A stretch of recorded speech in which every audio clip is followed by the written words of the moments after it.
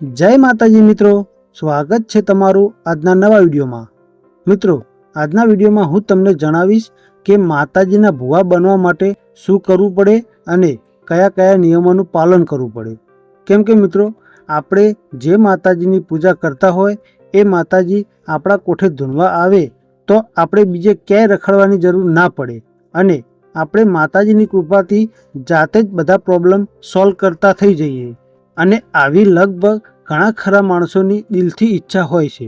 પણ મિત્રો, માતાજીને જ્યારે આપણા કોઠે ધૂણવા બોલાવવા હોય ત્યારે માતાજીના અમુક નીતિ નિયમ હોય છે અને આપણે આ નીતિ નિયમમાં રહેવું પડે છે, ત્યારે જ માતાજી આપણા કોઠે ધૂણવા આવે છે। તો ચાલો હું તમને એ કયા કયા નીતિ નિયમ છે જેનું પાલન કરવાથી માતાજી તમારા કોઠે ધૂણવા આવે છે।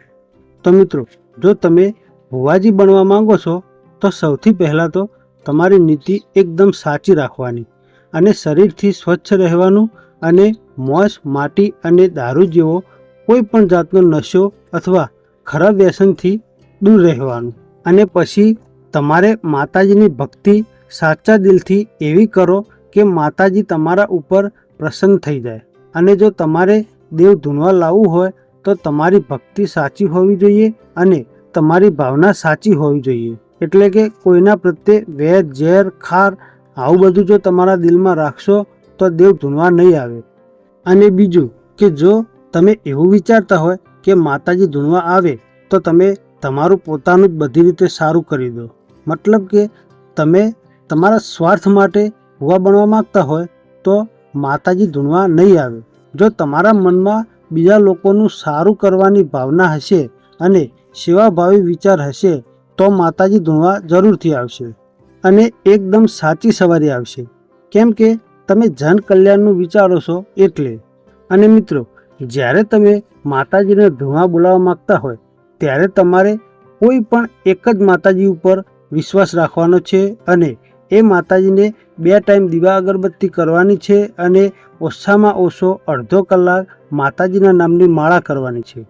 પછી માતાજીને તમારે પ્રાર્થના કરવાની કે હે માં, તમે મારા શરીરમાં પ્રવેશો અને મારા જોડે અથવા તમારા મંદિરે કોઈ પણ દુખિયારું વ્યક્તિ આવે તો તમારી મદદથી હું એના દુઃખ દૂર કરી શકું અને તમારા પરચા આખી દુનિયામાં ફેલાય અને હું કોઈનું પણ સારું કરી શકું એવી મારી આશા છે।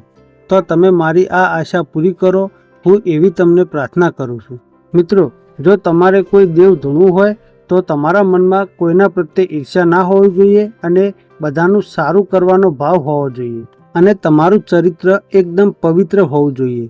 કેમ કે મિત્રો, માતાજી એ પોતે એક સ્ત્રી છે અને જો તમારી નજર કોઈ બેન દીકરી ઉપર કે તમારા મનમાં ખોટા વિચાર હશે તો માતાજી તમારા શરીરમાં નહીં આવે।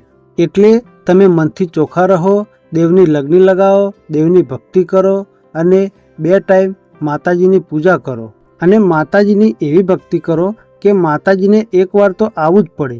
કેમ કે મિત્રો, માતાજીને આપણા શરીરમાં લાવવા એ કોઈ નાની વાત નથી।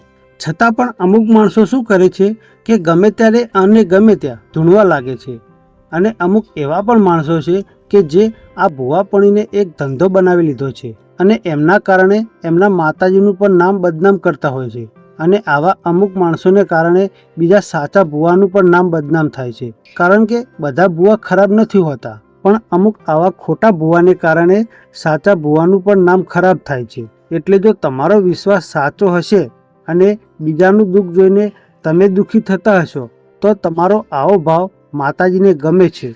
અને મિત્રો, જ્યારે તમે માતાજીને પ્રસન્ન કરવા માટે ભક્તિની લાઈનમાં આવો ત્યારે પહેલાં તો તમને દુઃખ પડશે અને એટલું દુઃખ પડશે કે કદાચ તમારા મનમાં એવો પણ વિચાર આવી શકે છે કે આપણે પહેલાં જે જીવન જીવતા હતા એ જ સારું હતું। પણ જો માતાજીની ભક્તિ કરવાથી તમને દુઃખ આવે તો તમારે સમજી લેવાનું કે તમારી આકરી પરીક્ષા થઈ રહી છે અને આવા સમયે તમારે માતાજી ઉપરથી જરા પણ વિશ્વાસ ડગમગાવવાનો નથી અને ઉપરથી પૂરેપૂરો વિશ્વાસ અને શ્રદ્ધા રાખવાની અને માતાજીની ભક્તિ ચાલુ રાખવાની। જો તમે માતાજીની આ પરીક્ષામાંથી પસાર થઈ જશો તો માતાજી તમારા શરીરમાં ધૂણવા જરૂરથી આવશે। તો મિત્રો, તમે કયા માતાજીના ભુવા બનવા માંગો છો એ કોમેન્ટ બોક્સમાં જરૂરથી લખજો, એટલે અમને પણ ખબર પડે। અને વિડીયોમાં આપેલી જાણકારી જો તમને પસંદ આવી હોય તો વિડીયોને લાઇક કરી શેર કરજો અને આપણી આ ચેનલ પર તમે નવા આવ્યા હોય અને ચેનલને સબસ્ક્રાઈબ ના કરી હોય તો સબસ્ક્રાઈબ જરૂરથી કરી લેજો. જય માતાજી.